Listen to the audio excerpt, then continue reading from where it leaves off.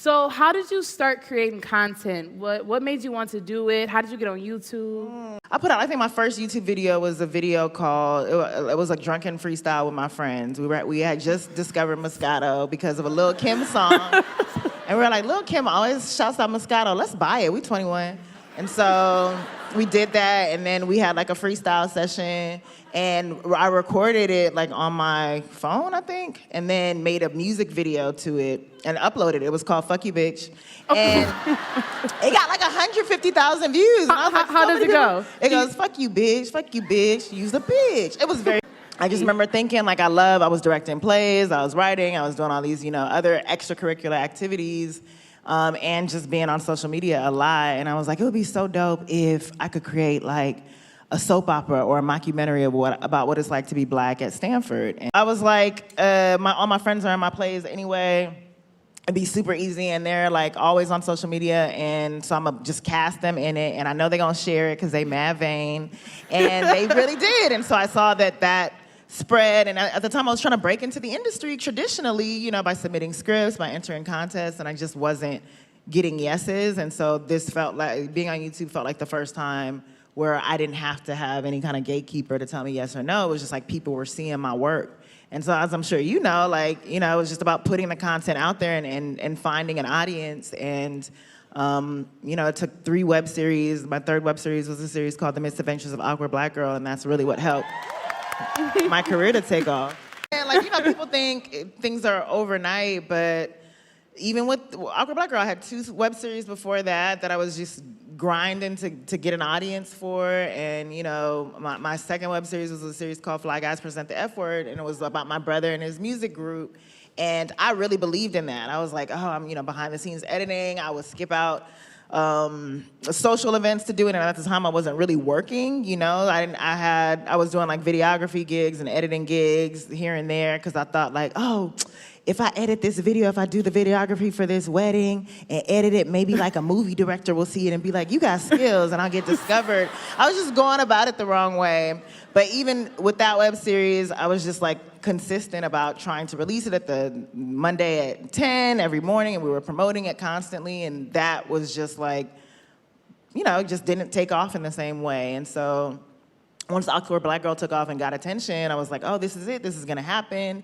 And then there are just so many other steps. I got the opportunity to work with Shondaland at ABC, and then I thought that was gonna be my big break, and it wasn't, because I just wasn't ready for it. And then had other web series opportunities as I thought that medium was gonna grow and become more mainstream, and that didn't happen. And so luckily when the ABC door shut, HBO called and said, hey, we heard you're free, do you have anything that you want to pitch to us? And the late, great Sam Greenlee said that whenever you see some Black folks out there who are just shucking and jiving it up in front of the cameras, you got these Black folks who are going over the top with the stereotypical nonsense.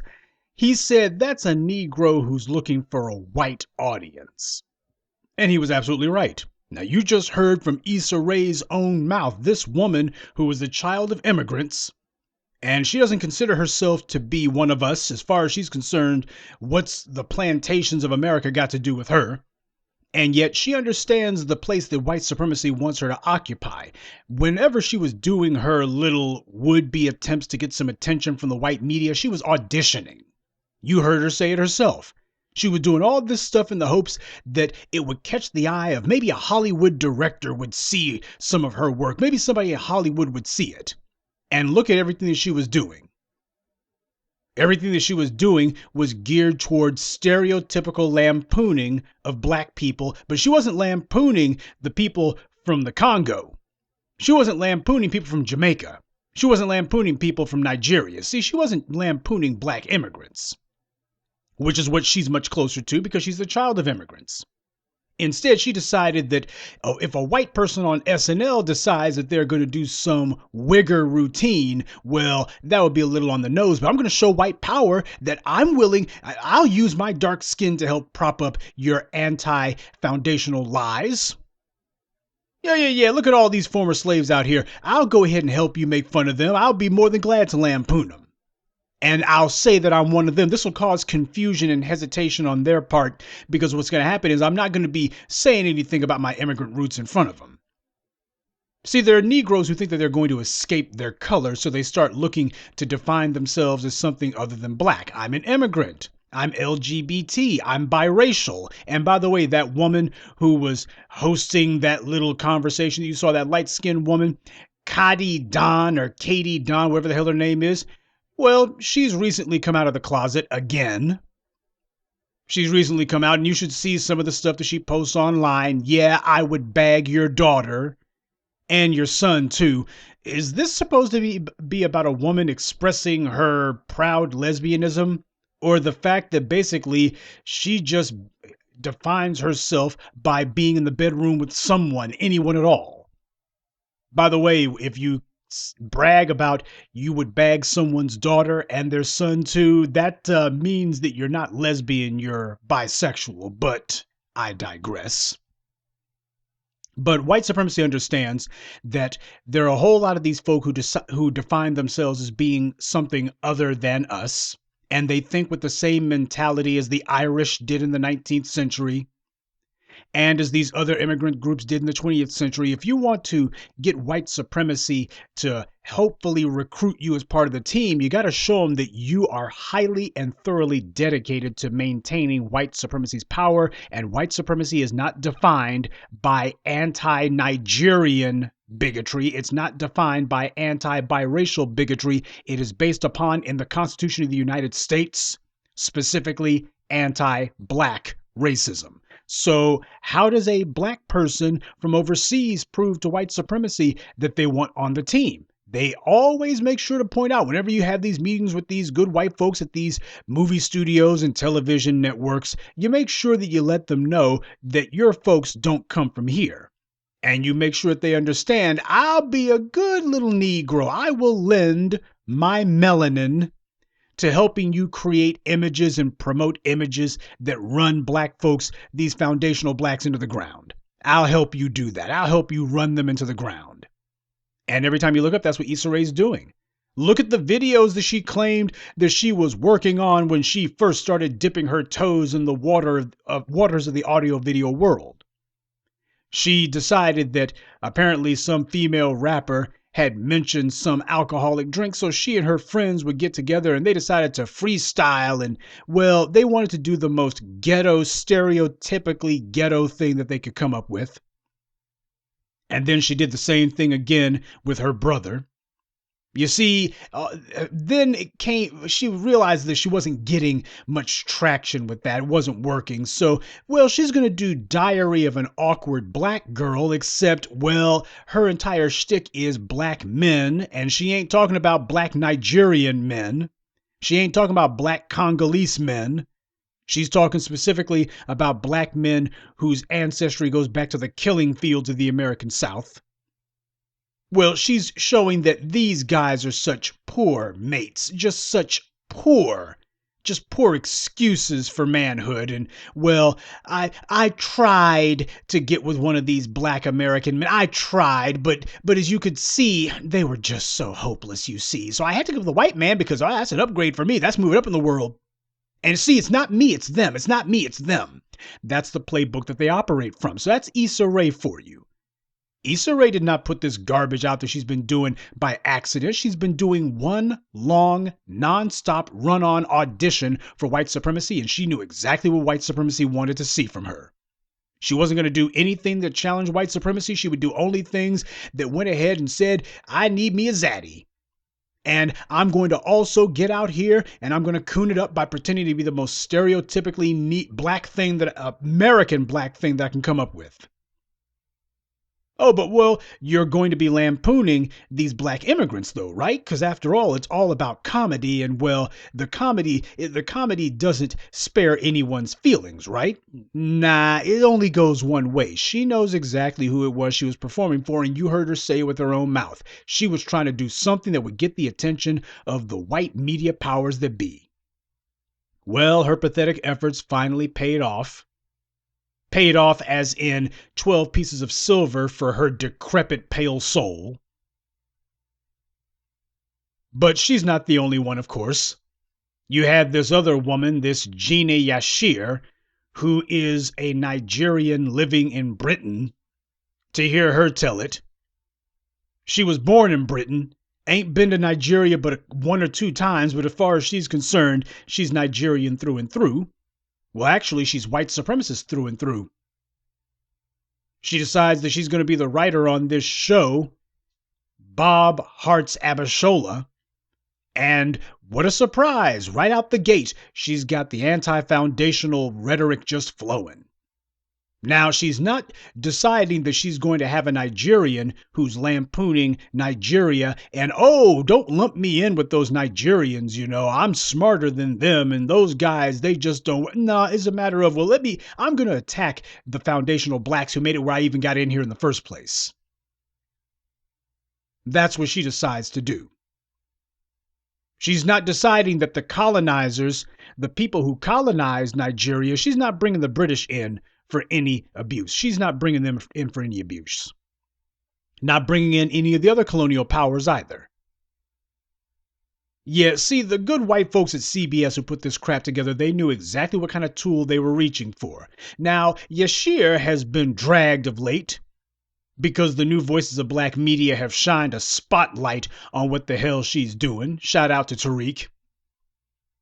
And as a result, well, she tried to put on a brave face, as you can see here, when the heat started coming down hard and heavy on her. Some of her friends out there, some of these fellow immigrants who have never had a kind word to say about us, they made it a point that they were going to try to jump on the bandwagon and, well, we're going to double down on this. And, well, what she's saying, it's just the truth, That's what happens whenever you got people like this one in particular, Ashante Omkar. This clown goes on Twitter and she decides that she's going to rep for the immigrants. Okay, fine. But when people called her out on it, her first pathetic response was, please see Gina's reply tweet. I do agree with her. The whole episode was reflecting African views that I hear from my extended family as I've married a Yoruba. This is one of those Indians over there, one of those coolie laborers or whatever over there in Africa. This woman is not an African. She ain't black. She's Indian. But they also elicit discussion at the dinner table. The show reflects what I've personally heard at the table. That's just a backhanded way of saying, well, it's the truth, it's the truth. Wait a minute here. Instead of hearing these guys are wrong, and let's hope that we get to whatever character turning point, whatever character arc is going on, let's hope that it happens sooner rather than later. She didn't say that. Instead, it's nothing wrong here. I agree with it. Now, what happened was she deleted that tweet. She thought that she was going to get away with throwing a rock and hiding her hands. So she deleted that tweet, but one of the family decided to remind her on it. And as Quantum Blackness put it, I knew she was going to try to delete that tweet. She tried it. She tried to get rid of it, throw a rock and hide her hands, try to get rid of it, but it didn't work. And then finally, having been run to ground, this apologist for anti-black racism is finally reduced to saying, what do I apologize for? I watched a show that I like? Simple. Please stop trolling me. Thank you.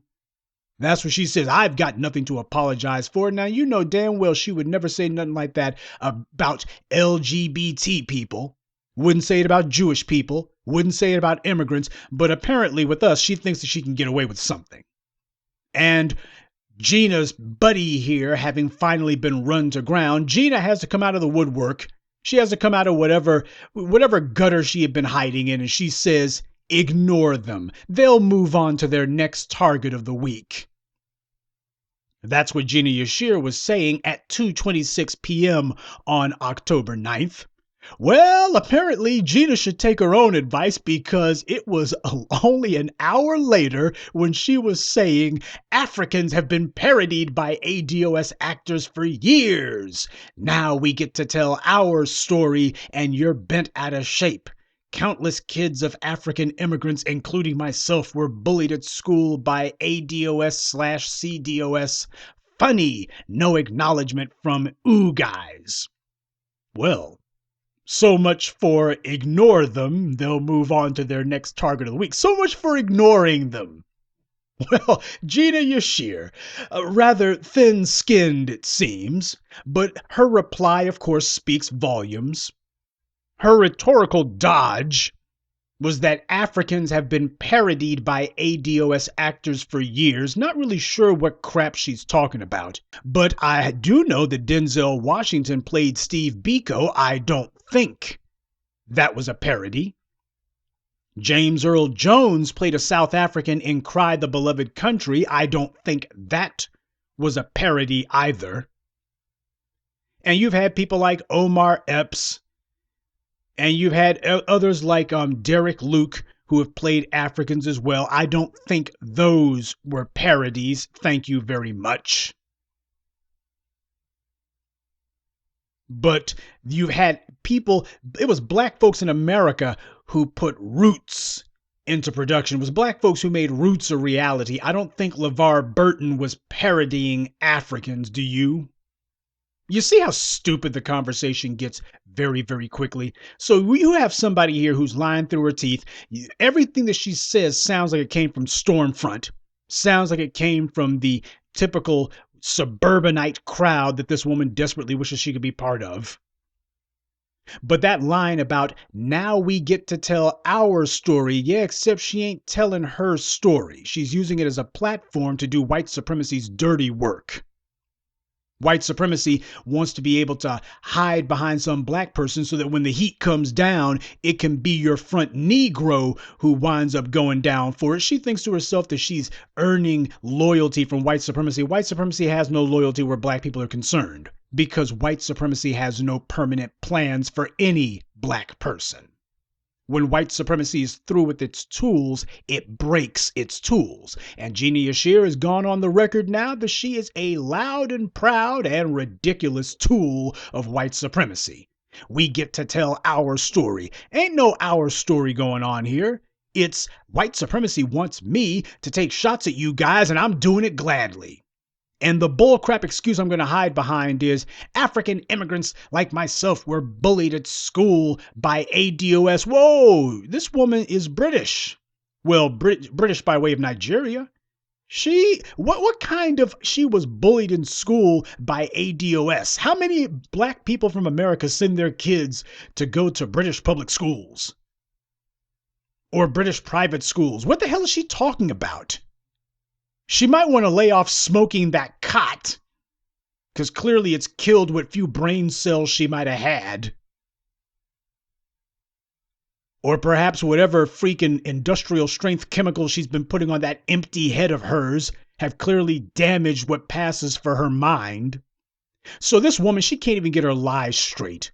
You got this British woman, born in Britain, went to school in Britain, and yet for some damn reason, when it's time to find someone to try to hide behind, who does she lie about? She says these American blacks bullied me in school. You didn't even have American blacks as schoolmates, stupid.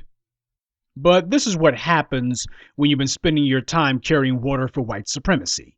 You don't have to worry about white supremacy calling you out because you're just there to be their mascot. You're their pet Negro, and they're not going to challenge you on anything because they know you have nothing intelligent to say. And yes, Gina Yashere happens to be LGBT. You can see pictures of her and her white lifestyle partner online. So what a surprise. She's not calling out the white powers that be that made it where her folks decided that they wanted to leave Nigeria. She doesn't do something brave like calling out white supremacy or any of its auxiliaries and accessories. Instead, she does the most cowardly thing in the world. She decides she's going to target the people with the least amount of money, the least amount of influence. But those who have done the most for people, immigrants like herself, that's who she decides that she's going to attack. And she attacks us with a lie. She attacks us with a bald-faced lie. She just picked this crap up off the internet, or she heard some of her white suburbanite pals spouting this garbage, and that's what she runs with.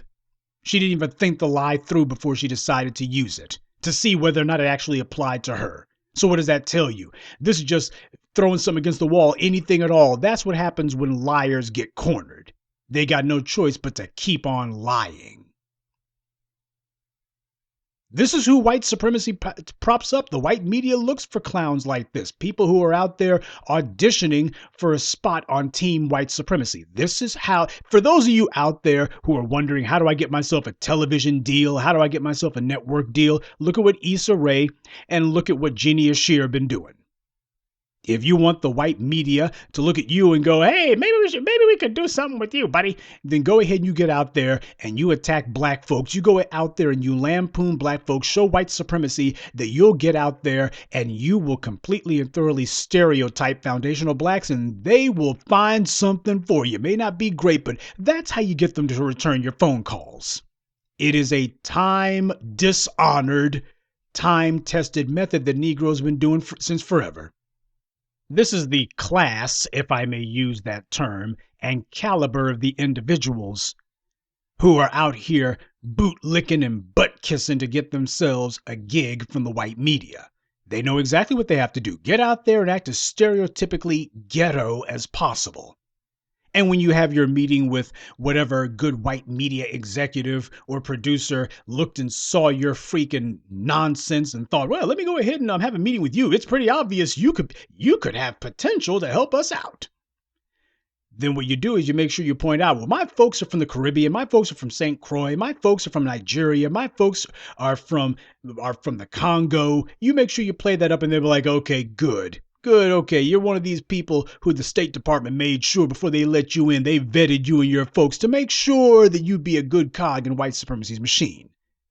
So what that also means is if you get on the bad side of your white paymasters, well, the only thing you can do is get on the first thing smoking back to the Caribbean or back to Africa because you don't have a community in the U.S. See, what's happened in the past is when you had folks who decided that they were going to make an honest 150-year try, the exact same sort of dissolving of the lines between wherever you came from in Africa and where you wound up at here, we tried to replicate that exact same whatever past barriers and ethnic lines that we had. We got to get past that mess and we got to deal with this common enemy that we face. We tried to replicate that with the African migrants. Now, prior to the 1960s, you only had a small number of African migrants who made it into the U.S. There's a reason why when you got people like Arthur Schomburg, his people came from Puerto Rico. Dr. Ben, his folks came from Puerto Rico and Ethiopia. But you notice that these people were students. That's what the thing about them. They were students who came over. And what also happened was, well, the white supremacists only let them in only twos and fews. So since they're not coming in mass and they're coming here as students, well, hopefully their education has made them more like us, is what the white supremacists were thinking, but they were wrong. A lot of them came in to be professional troublemakers, and white supremacy said, slam that door shut. Obviously, bringing in students isn't good enough. That's not a good enough guarantee that they're going to go along with white supremacy's program. So what happened eventually was they decided to put some stricter standards in place for what kind of Africans or what kind of diaspora blacks they wanted to let into the U.S. And this time they were going to make sure, now we're going to educate you guys about what white supremacy expects. And you can see that with people like Gina Yashere and with people like Issa Rae and with people like Cynthia Erivo, you can see that the programming did indeed work. White supremacy refined its methods, and yeah, this was a lot more effective. Now, speaking of Cynthia Erivo, what I want to do is I want to help you guys to understand that Cynthia Erivo is not grassroots at all. She's AstroTurf. And there's a lot of black folks who are trying to figure out how do they get on white supremacy's good side. And they will gladly prop her up. We're going to use Cynthia Erivo as a case study. Now, for those of you who may not know, the one or two of you who've been sleeping the last year or so, Cynthia Erivo was chosen to play Harriet Tubman in a Hollywood movie, and the white media's been trying to prop her up, and she's been in one or two. I mean, she's done practically nothing. But the white media talks about her like she's the second coming of Cicely Tyson. And I'm wondering to myself, what the hell she done so great? By the way, I tried to watch that little Quentin Tarantino-esque movie that she was in. I forget what it was called, One Night at the Buford or something. It won't be hard to find. If you look up her IMDb, she ain't got but like 3 credits, so it won't be hard to find it. But she did some little pathetic wannabe Quentin Tarantino flick, and I tried watching the thing, and well, I'm glad that I have a few brain cells left to tell the tale with. But she basically sings her way through the whole freaking movie. Whenever she shows up, it's one song after the next. And white supremacy, they're laughing at this woman. She's got a gap between her front 2 teeth big enough to drive a Yugo through. And I'm not trying to crack on her. It's just a matter of I get the same vibe that I get from Gabney Sidibe, whatever her name is, Gabourey Sidibe. They're putting her up there as a stunt. And yes, Cynthia Erivo may not be packing as many pounds as Sidibe, but the white media's got no long-term plans for her. She's going to get a pat on the head, and especially now that she's getting all this pushback, she's in the same spot that Gina Yashere's in. Because once this Erivo woman got cast and she figured white supremacy's put her on, the white media's putting her on, this woman's past of how she attacks black Americans nonstop came back to haunt her, and she decided she wanted to try to run away from it. She's trying to deny everything like Richard Nixon. But she's getting called out on it, and she's getting dragged on it, and she should. All of these undercover Negroes, you got immigrants who are doing it right, but the problem is they're damn few. Unfortunately, too many of the immigrants who have shown up, too many of them are like, hey, that white supremacist bus still got a few seats left on it. I'm going to go ahead and lobby for a few. I'm going to go ahead and campaign for a few seats on the white supremacist express. Gina Yashere, if she had any sense, she would have immediately, either she would have shut down her Twitter page, or she would have decided to start apologizing for everything and saying, no, please keep watching the show. You don't antagonize people. Whenever you see that an online mob has formed to take you to task, especially if you're in media, the one thing you don't do is try to show people how much of a smart aleck you can be. That only makes the problem worse. Especially if you're dealing with black folks who are out there serious about calling people to account. What you don't do is try to show them, well, I'm not going to back down. You're right. You're just going to go down. That's all. And that's exactly what's been happening to Cynthia Erivo. Now, Deadline Hollywood is the white media's premier online website because it's for people who work in the business. It's a place where the business talks to itself. And they did a puff piece about Cynthia Erivo about a month ago where they pretended to discuss the controversy surrounding this anti-black immigrant being cast as Harriet Tubman. Cynthia Erivo, for those of you who don't know, she's yet another Nigerian Brit. Gee, see a pattern forming yet? And she's got a long-standing history of attacking black Americans, specifically black American women. If you're a black woman in America whose ancestry goes back to slavery, Cynthia Erivo loves to take potshots at you. Far as she's concerned, she gets to kill 2 birds with 1 stone. 1, she gets to look at the black women who she wishes she could be. Ain't a damn one of these females out here making a name for herself trying to play a Nigerian. They're all instead having to pretend to be one of us. Britain ain't making no roles for you. And Nollywood is still too weak, too disorganized, and truth be told, too weird, and I said it, for anyone to think it's going to be any sort of major going concern. I have no idea. I tried to watch a couple of those Nollywood things once. Well, I'll be generous and say they've got a long way to go, but they're sure off to a slow start. I'll just leave it at that, as for the quality of Nollywood.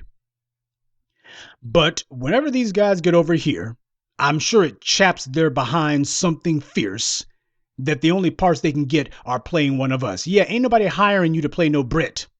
You want to know why? It's because black Americans, foundational blacks, those of us who came out of slavery, we've been the ones out here repping black proudly. Ain't nobody else been doing that. Sorry, but it's a fact. Now, when Cynthia Erivo was cast as Harriet Tubman, Black Twitter galvanized and started putting out the word about her. First order of business. We object to this woman and we're going to educate you on why. Now, her white media pals have tried to downplay this, but they realize that Twitter reaches more people than they do. That's why Deadline Hollywood didn't have anything really to defend her. They decided we'll skirt around the controversy. Ain't no controversy, it's a freaking outrage. They decided to skirt around it, but they wouldn't actually discuss it. That's propaganda, white media propaganda, that totally ignores her wrongdoing and instead tries to make it seem that this is merely a matter of black actors in general having few opportunities. That's how Deadline Hollywood tried to frame this. That's the ploy that the white media's been trying to use. Well, this is crabs in a bucket, you see. Crabs in a bucket. Well, the problem is few opportunities. See, black people are objecting because there's just so few opportunities for black actors.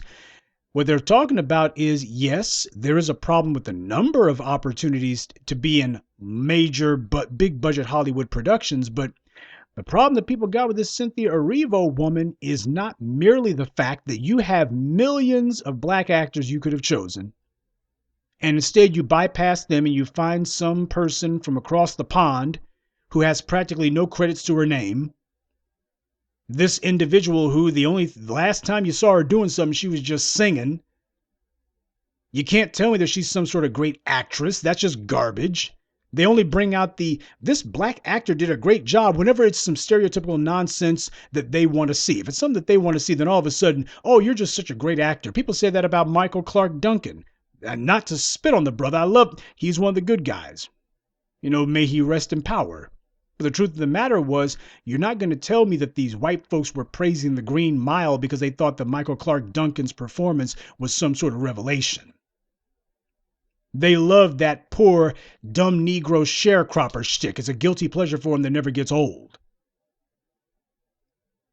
And their defense of Cynthia Erivo is transparent. It's obvious. They don't give a damn about her. What they like is the fact that here's somebody, when we look at her, we can say, yeah, she wouldn't give any ideas to the other immigrants.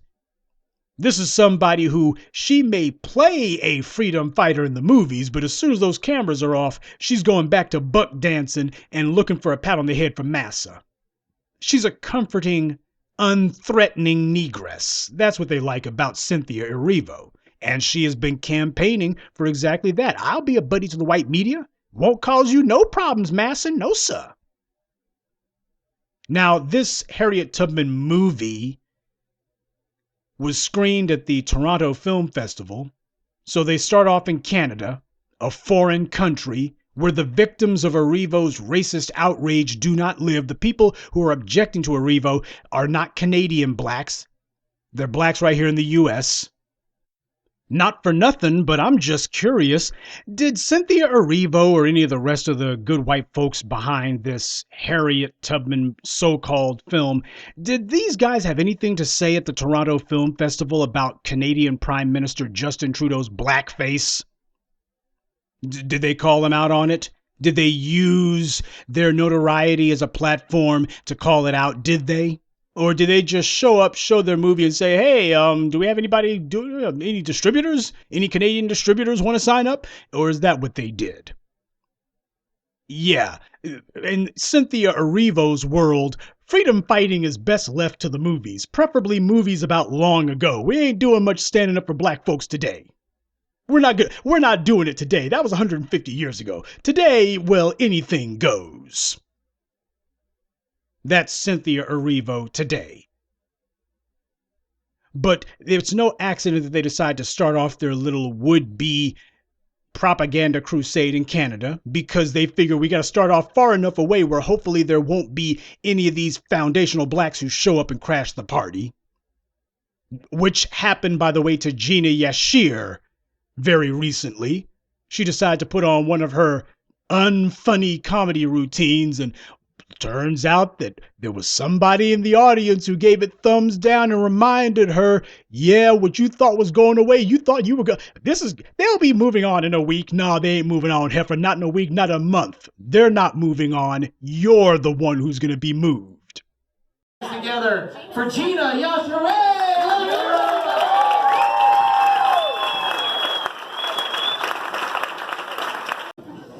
You owe black Americans an apology. I don't know what that means. But You owe black Americans an apology. Your show is racist. You traffic in the worst stereotypes of black Americans. You're calling us lazy. that. You're calling us lazy, underachieving, Go get that film. the worst stereotype. So white power understands that you got to make sure you insulate and control the audience whenever you got your black stooges who get themselves caught out, who get exposed, and now they're having to lay low, or at least they're trying to dodge responsibility for what they've done. Well, what you need to do is you need to make sure the audience is controlled. You got to be very careful with the venues you choose, very careful. Well, apparently with Gina Yashere, they weren't careful enough.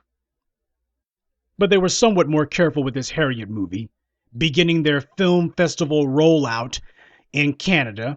And what they're hoping is if they can get some buzz, maybe we can pick up some awards come award season. That's what they're hoping to do. The idea is they're going to be building up this piece of garbage, and hopefully they'll be building up Cynthia Erivo for whatever her next and probably final project is under white supremacy. They only got short-term plans for these Negroes. Who was that clown who made that movie Midnight or Moonlight or whatever the hell it was?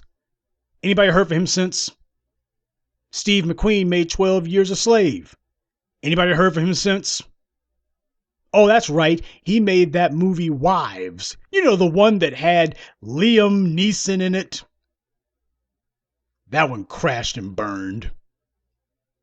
But family, this is what white supremacy was doing. This is how desperate they were to try to protect Cynthia Erivo once we went on the march against her, simply online, not even in person, not even offline, but just the fact that we were calling her out online.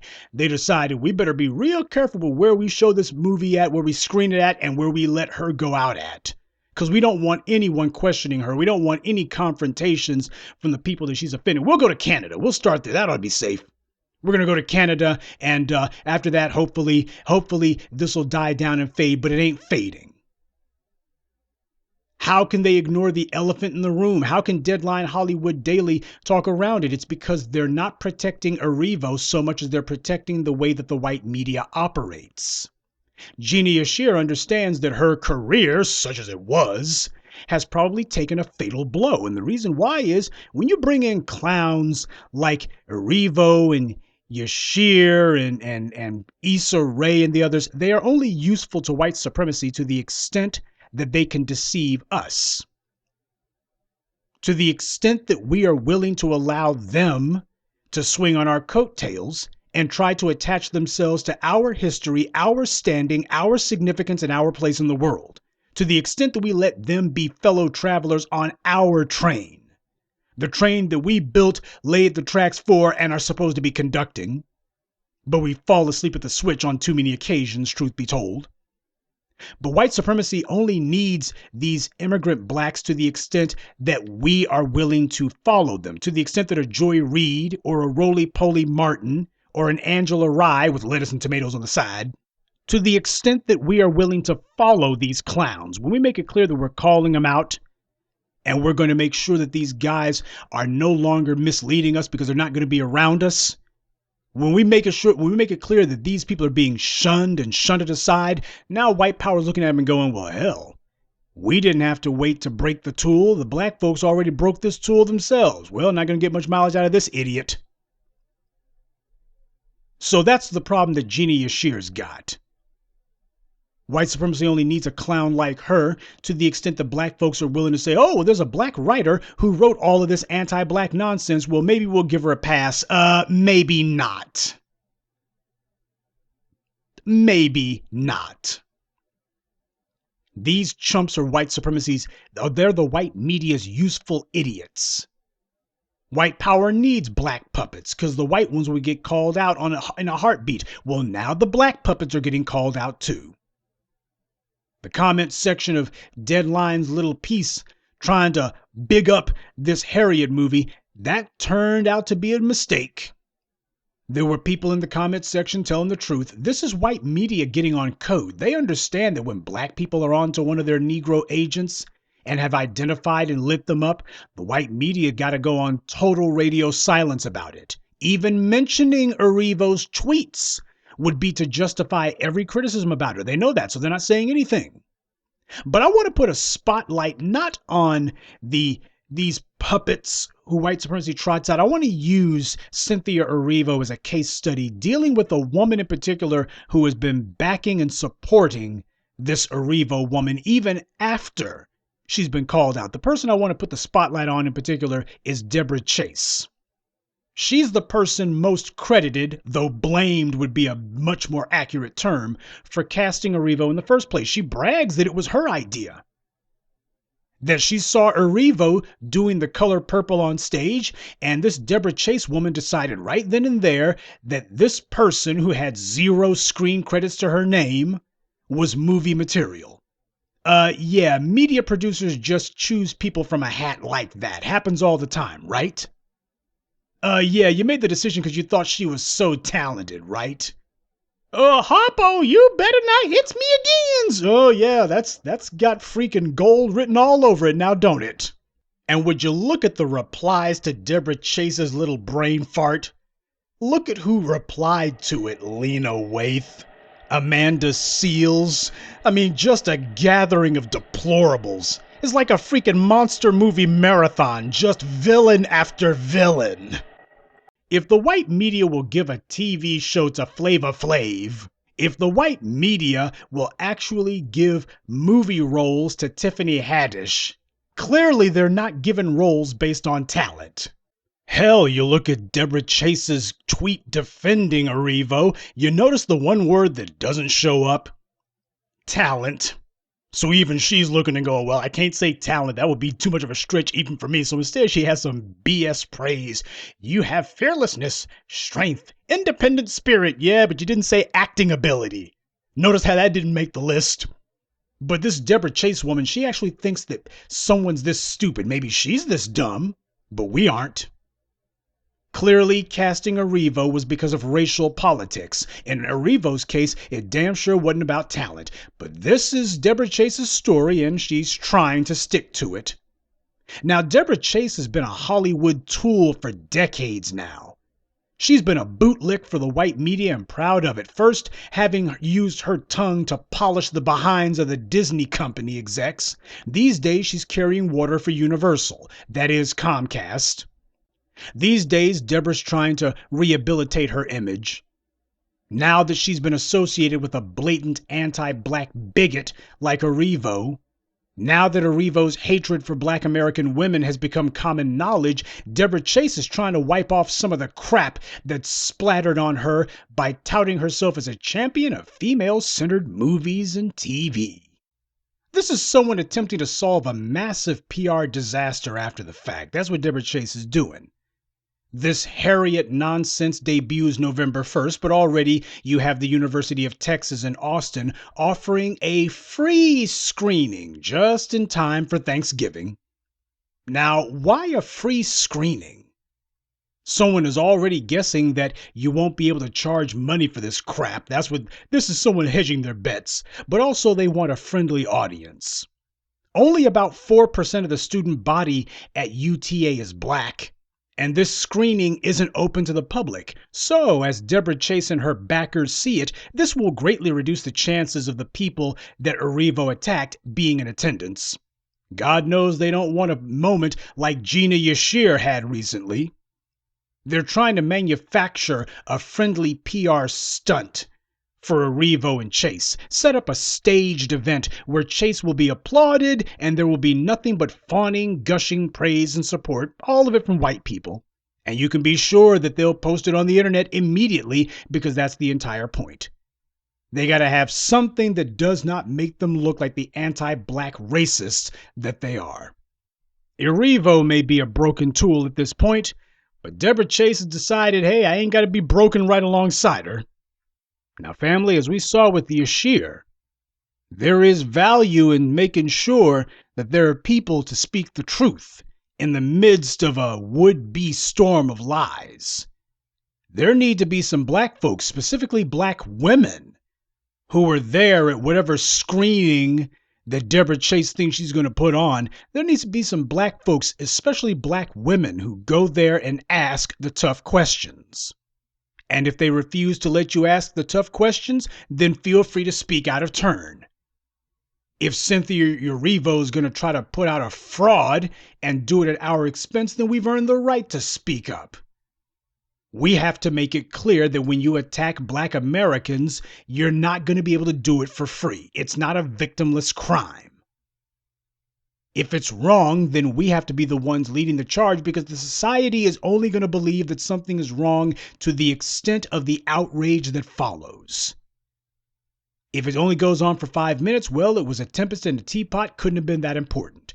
But when it goes on and on and on and doesn't stop, now people are like, well, you know what? It's obvious that these foundational Blacks are not going to stop raising holy hell about it. So we may have to, maybe it'll be just easier to take Gina Yashere and throw her in the toilet, because there's no way, maybe that will make all this go away. Well, it won't make it totally go away, but it will make it where you'll be able to enjoy your local film festival without some folks deciding that they're going to interrupt the proceedings by telling your star actress what an anti-Black racist she is. Now that can happen.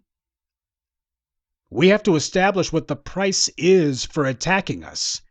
And the price has to be significant so that Hollywood understands, we see what you're doing, you're getting called out on it, and you don't think for a moment that you're going to be able to set up some sort of stage managed production where you vet the audience and you think, oh, we're going to get away with something. No, you're not. And by the way, since we know that clowns like Chase, Yashere, and Erivo have a zaddy fetish, or a zammy fetish, whatever, I'm not sure what the female equivalent of zaddy would be. Zammy, Zami, whatever.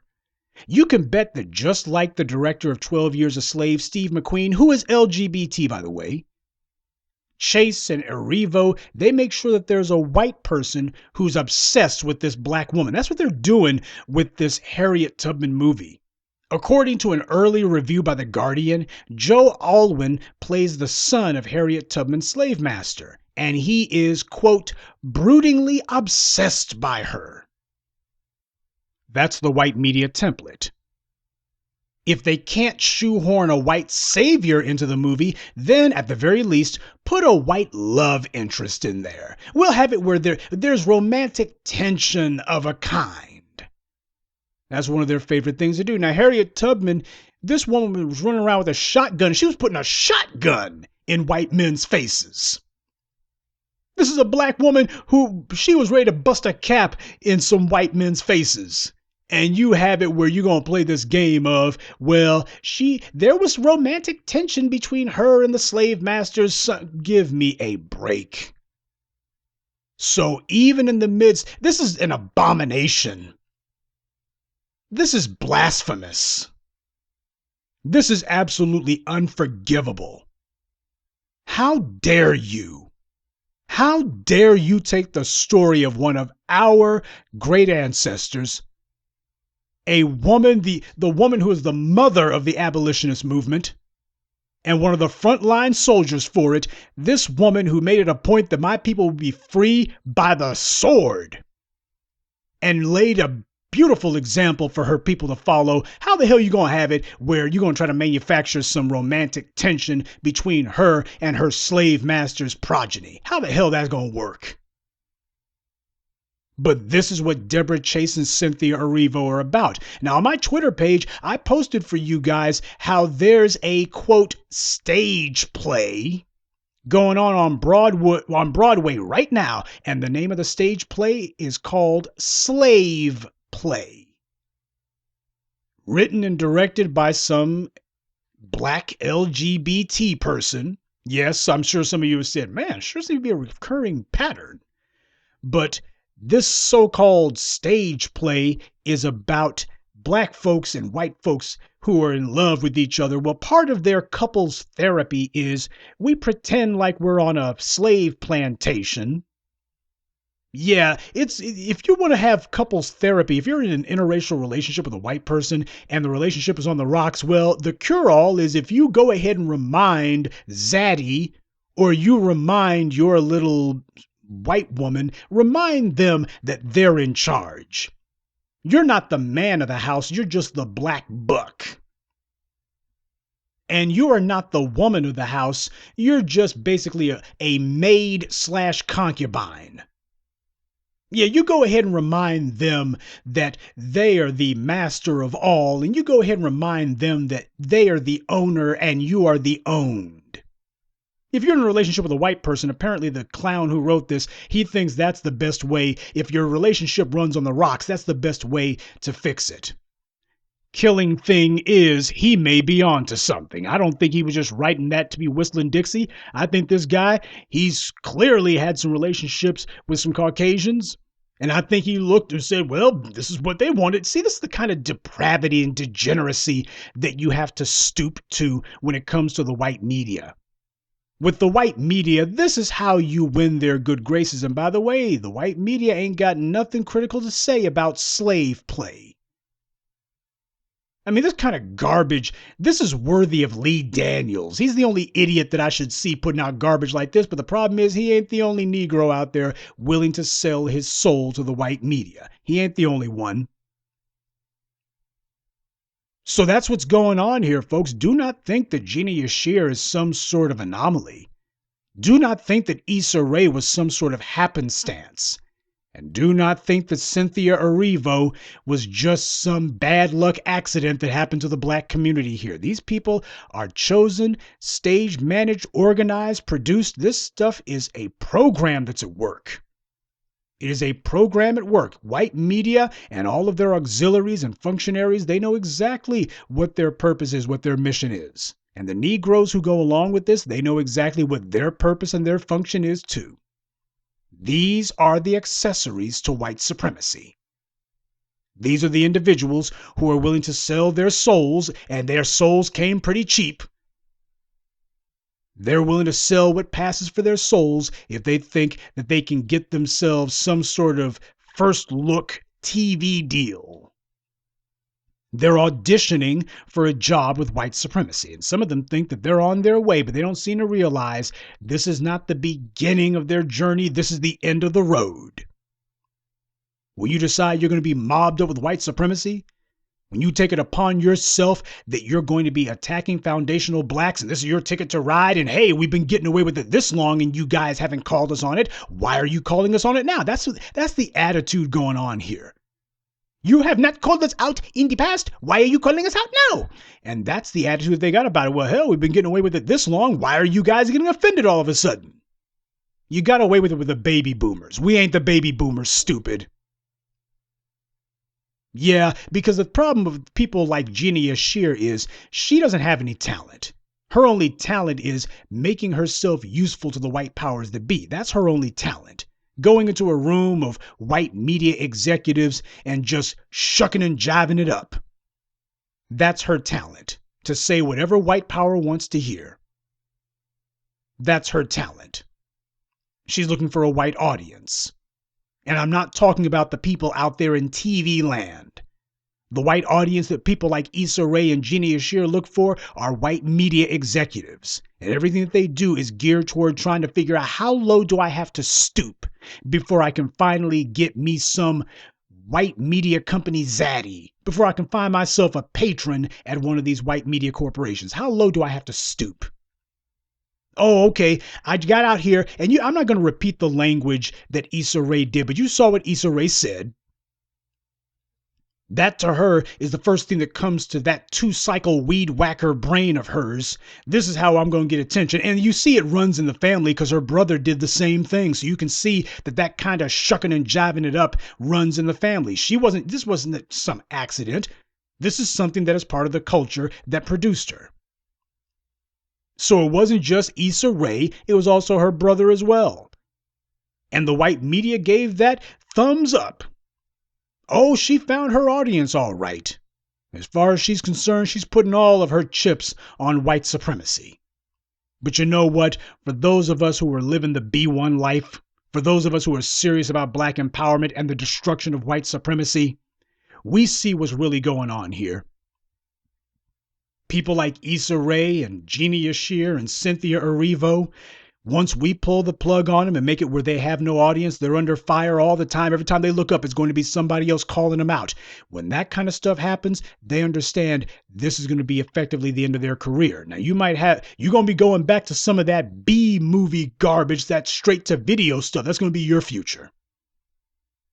And it will also serve as a warning to any others who think that bashing foundational blacks is going to be their road to Easy Street. That's going to be my shortcut to getting the white media to give me a contract. I know what white power wants to see, and I'm going to make sure that they get it.